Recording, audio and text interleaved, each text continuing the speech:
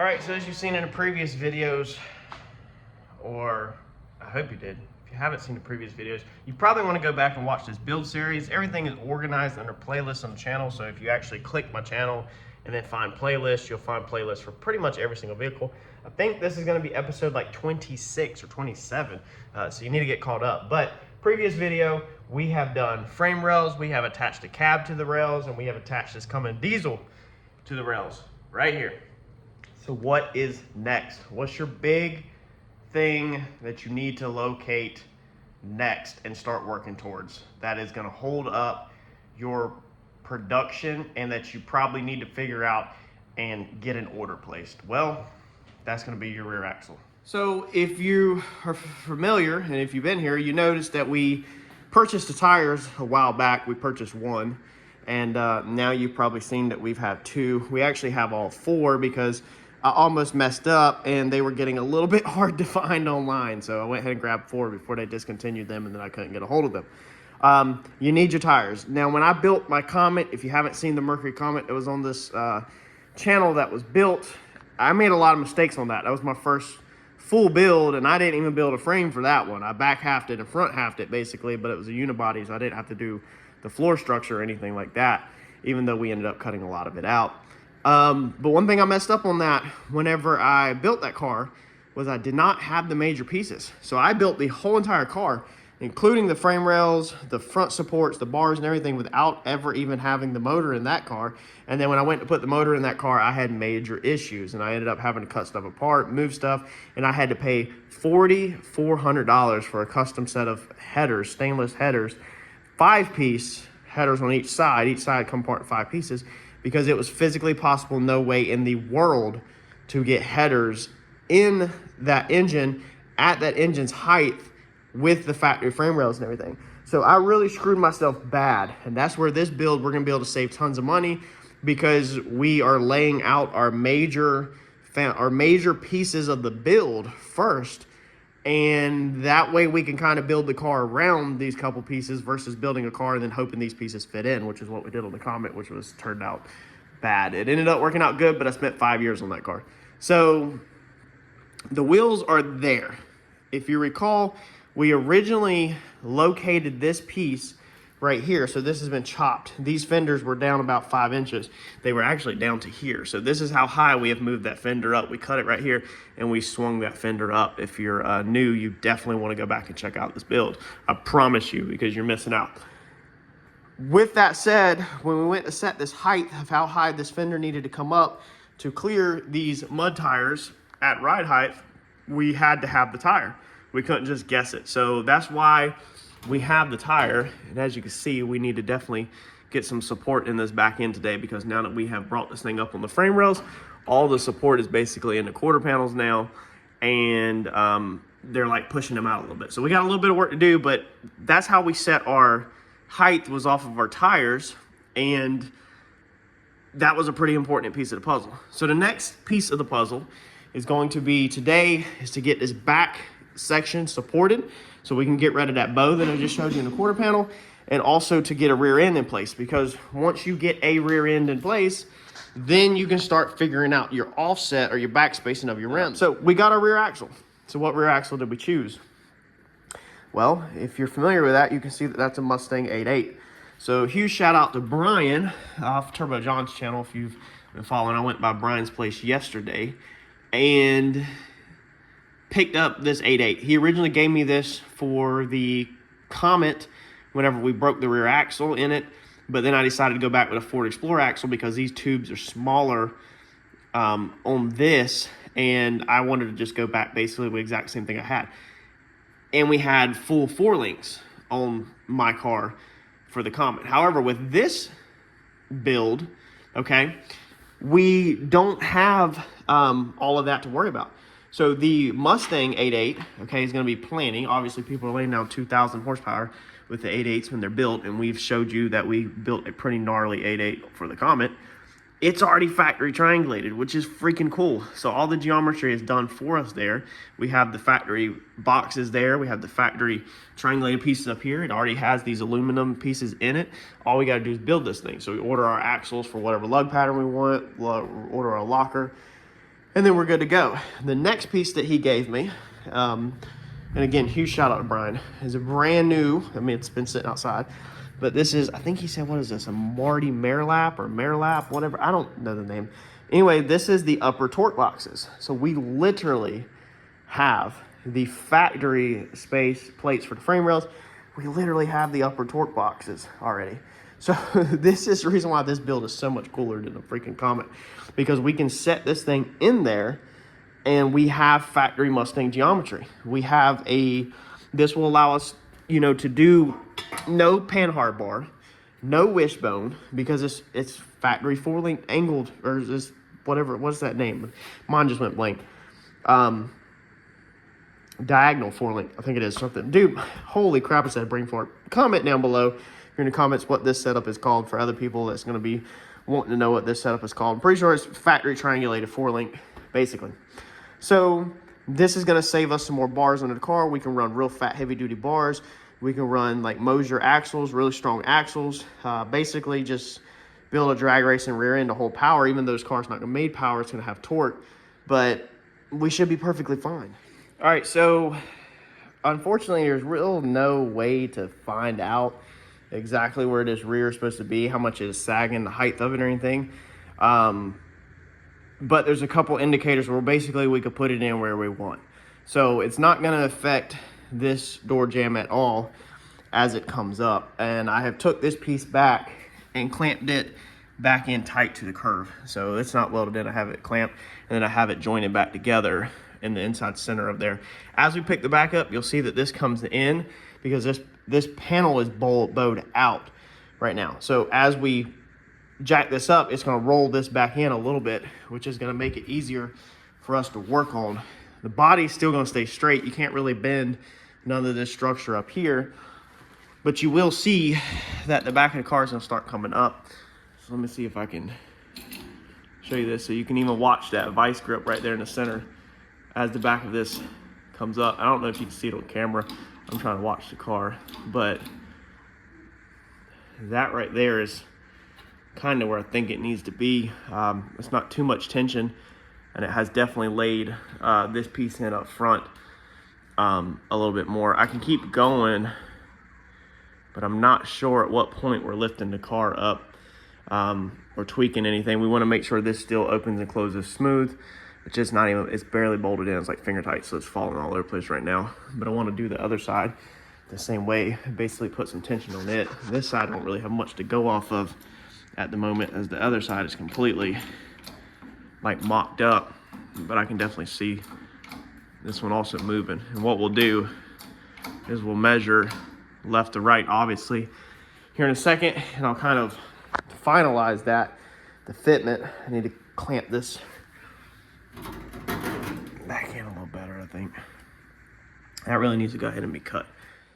We're gonna go ahead and set our rear end in rough place so that we do know where we can put bars at to support the rear, because we don't want to just run bars right now and then they be in the way of the rear end, kind of.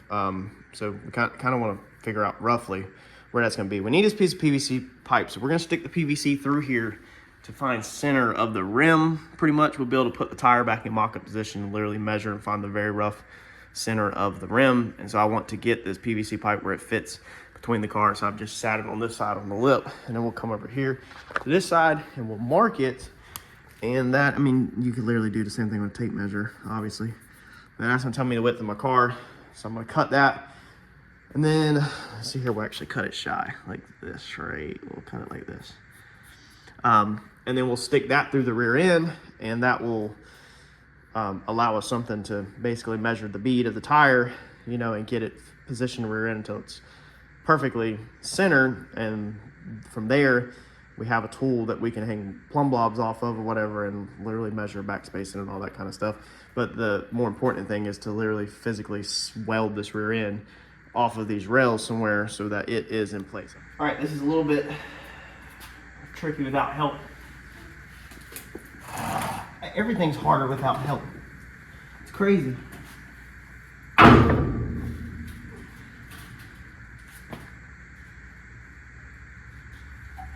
But everything is doable without help. Remember that.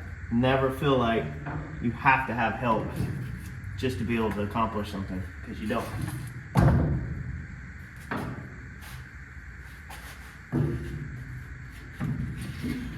Dude, I couldn't have got better than that. The 4-link brackets literally do not have an inch to spare of being as wide as frame rails, which really don't matter, but it's just kind of funny. A little bit. Kind of scary also that it's that close. All right, so dude, this is gonna work out freaking perfect. It looks like that is gonna be roughly center. We have got to cut that in half over there real fast though. And we're gonna need to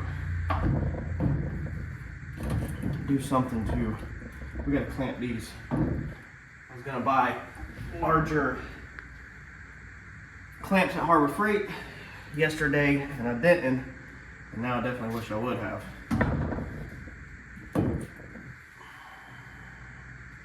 We need a little bit of nose heavy on this.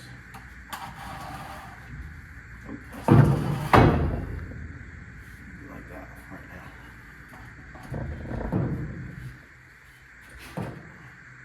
All right, so we need to get some ratchet straps around these 4x4s before everything falls off.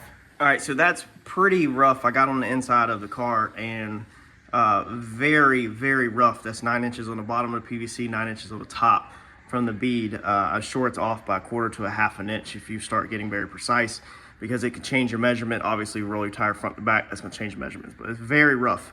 So roughing it in is pretty cool that the center of the rim is gonna be right above these arches. Now, if you back up in the previous videos, you recall that we were going to change these arches. We were actually going to put 2007 to 2014 Silverado bedsides in this that I have the patch panels for over there. However, the more I have looked at this, the more this gives it this skirted look by keeping the factory stuff.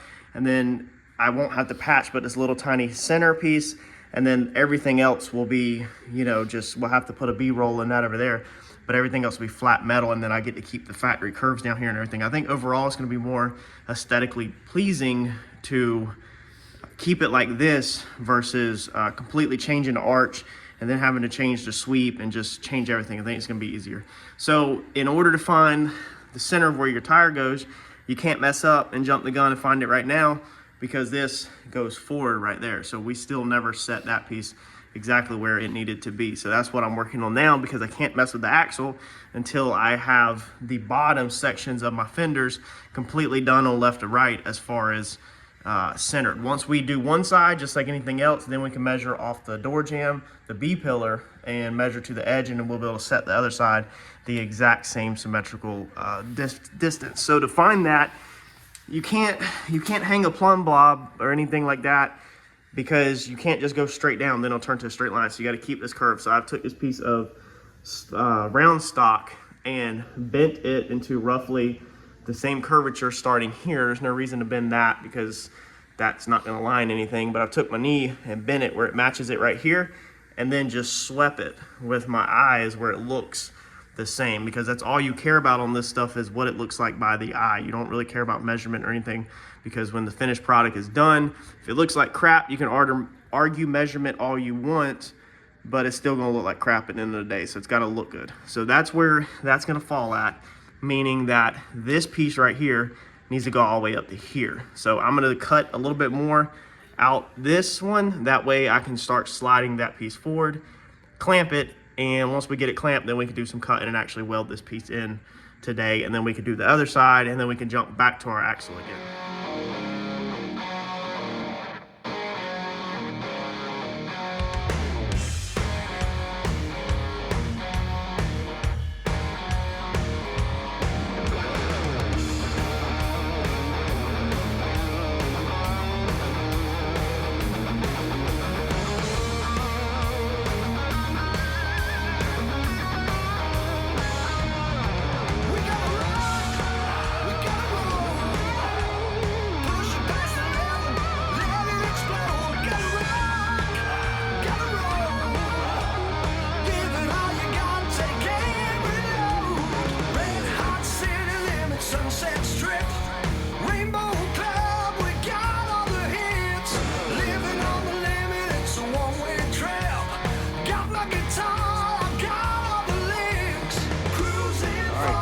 Got that tacked in, man. That thing looks freaking good. It literally is gonna have the skirt look without actually having skirts. So this thing is gonna be sick. And with that being the center of the rim right there, that means you'll literally pretty much at bagged height, you only see 50% of the rim, barely. You shouldn't even see the actual rim face. The goal here is to look like the rim is floating and only see the lip, because we're gonna set, hopefully, which now it looks like the axle is going to practically be in the center. So we can cut down the axle housing maybe. We'll see, but the goal is not to see the back of the rim and is to make it look like it's just floating on lips basically in there. But that went in pretty smooth. You got to make sure we keep this straight. Now, just like we just went over at the beginning of this video, me jacking the back of this car up is tilting the back of this car a little bit like this and changing this fender. So I'm still 100% guessing on this pretty much, because now if I lower the back of the car down, then technically that changes the angle of all that. However, I did match this. So when you're working up here, even though you're changing the angle back here, you do have this same curve of this piece that we cut out. So we basically matched the same curve of this to this. So height-wise, this is in the factory OEM location. It's just this between this chop and this chop.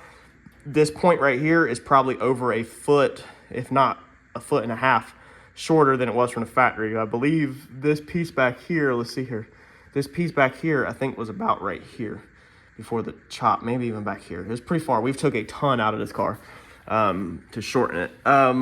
That looks pretty freaking good. I've got to get with Uncle Mike about building this. So this is going to be a couple pieces. We got to build this tiny piece right here from here to here. It's going to get this unique little B-roll in it. I think he said basically he's going to break a 90 into metal and then put a B-roll in that, and that should give us our perfect piece by the time we do the body work. So I definitely need to get with him on that, and then we're going to need to start fitting all this in, which I can do that now. We still got to determine what we're going to do with this outer edge. If we grab a straight edge real fast, if you look at this, well, it actually hits it pretty decent, honestly. But you can see how if we weld that up right there, you're going to have a pivot point right there where it intersects at, that's going to look harsh. So this one's going to need, I think all we're going to need is maybe 1 or 2 cuts, really long cuts in here, probably the thickness of a blade, and pull that in with maybe 2 cuts, and then hopefully that will transition this metal into this metal smooth, because it can't have any jaggedness to it. And then we'll pull this backside out with the support off the tire. It should get pulled out about like that, and this thing should be freaking perfect. Got a question for a lot of you old school guys. A lot of y'all have been doing this longer than I was alive. So what is going on right here? So if you look at the difference in this is where the metal was extremely pushed in very hard in the mold. So you have this right here, and then this goes, pushes in really hard from the back side. There's nothing on the back side, but you can now that I've stripped the paint off, and I just used a strip it on this, so I didn't do no grinding. All these grinding marks are from the factory. So you can see this curve right here and right here. So it's like literally just right there in the hardest focal point. Is that just heat from back in the day when they did it, or did they grind this smooth? You can see my weld kind of blew through right there. So I was either lead or the metal so thin from it being pushed in really hard and flat wheeled and smoothed out in this area from the factory. What's going on here? Leave me in the comments what you think. Lead, or did they just flat wheel this thing out really smooth? Again, I didn't grind this. This is exactly how it looked underneath the paint when I cleaned the paint off. So let me know your thoughts on that. But dude, this thing turned out flush and is freaking perfect. We're gonna keep this thing moving. All right, so now that we got that piece done over there, we're gonna try to make sure the car is equal left to right, basically. Remember, this side is slightly squished, if you remember in the past, because of it having some rot in it.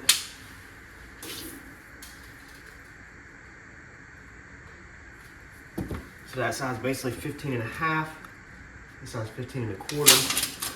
So let's go ahead and raise this side up to 15.5. It's about to kick out. It's 15.5 now.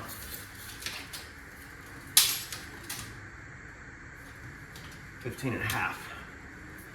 So we should be good right there.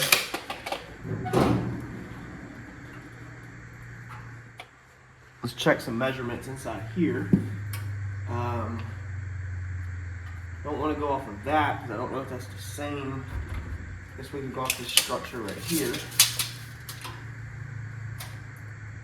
17 7/8. 18.5. It must be bowed up. So that's not going to be equal. Oh, we got these corners. So we got these corners in the top of the trunk lid. That was perfect.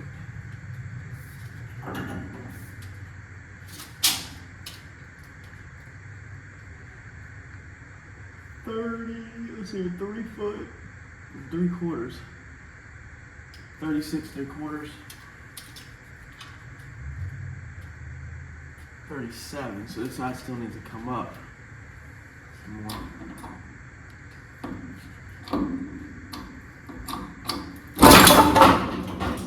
I knew that was going to kick out. I knew that was going to happen.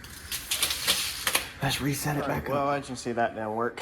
So all this tape is because I decided to just start working my gaps on my trunk lid, and I figured not worry about the height of the back of the car at the moment. Let's get the gaps back right on the trunk lid. I wish I would have never unbolted the trunk lid, because then I would know I'd have a reference point to go back to.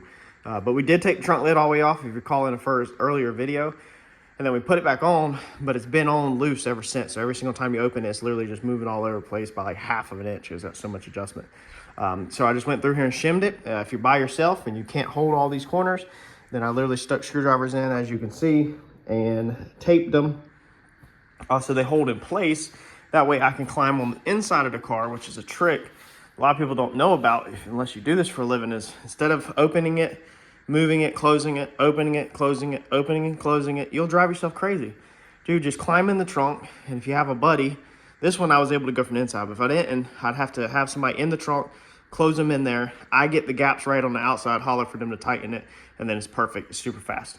Now, once we get this trunk full of stuff, if we ever take the deck lid off, it's going to be a little bit of a challenge to get it back right, to say the least. I taped the screwdrivers pulling in the manner that they want, and it was kind of more the gap across the top that I wanted right, because that can't be changed. So that thing looks pretty good.